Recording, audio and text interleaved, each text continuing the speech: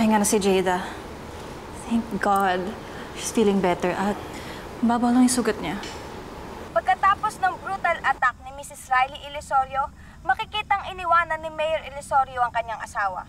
Samantala, sinubukan naming tawagan ng opisina ni Mayor, pati na si Alison Flores, para malaman kung magsasampa sila ng reklamo, pero wala pa rin silang sagot. Samantala, may mga nakapanayam kaming mga mamamayan para malaman ang pananaw nila sa nangyaring insidente. Matulis pala talaga tong si Mayor. That's not a good look. Siya ang ating leader. Dapat, siya ang magiging sample sa mga tao. Malamang, gagayahin pa siya ng iba. Hindi ko na yan iboboto si Mayor. Nagawa nga niyang lokohin yung asawa niya. Tawang bahay pa kaya?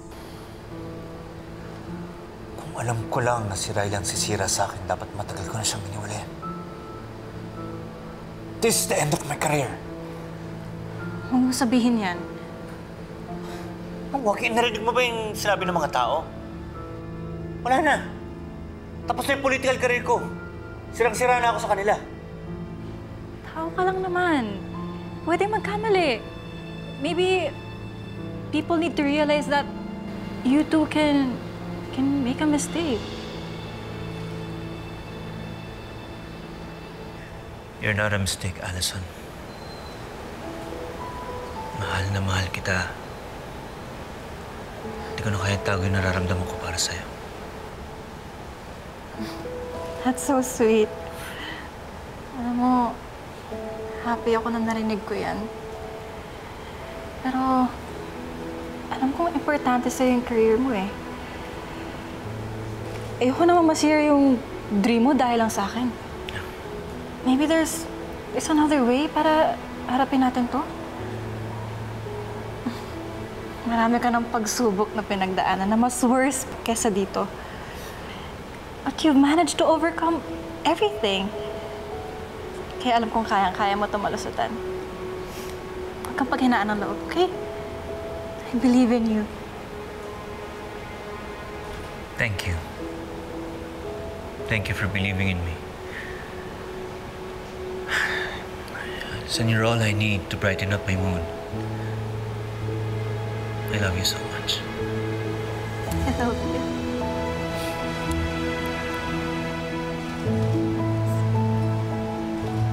Maraming salamat sa inyong lahat na nandito ngayon. I just want to issue an apology. First of all, I'm sorry for giving you the wrong impression tungkol sa amin ng dati kong asawang si Riley. I'm sorry dahil hindi ako naging honest sa inyo tungkol sa totoong estado ng aming relasyon. And most of all, sorry kung hindi ko na-save yung relationship namin ni Riley.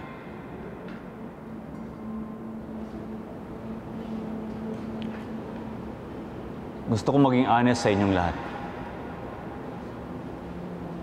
Matagal na kami nagkakalabuan ni Riley. Mayor, ano po bang dahilan? Third party po ba? Kayo nga ba ni Alison Flores?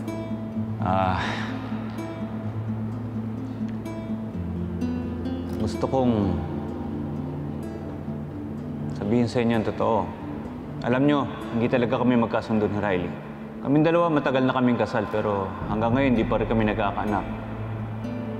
Dumagdag na siguro sa frustration namin dalawa mag-asawa. And,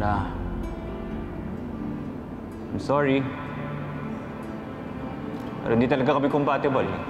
Mayor, to set the record straight, totoo po ba ang kumalat na viral video? Si Alison Flores po ba ang babae sa video na yon?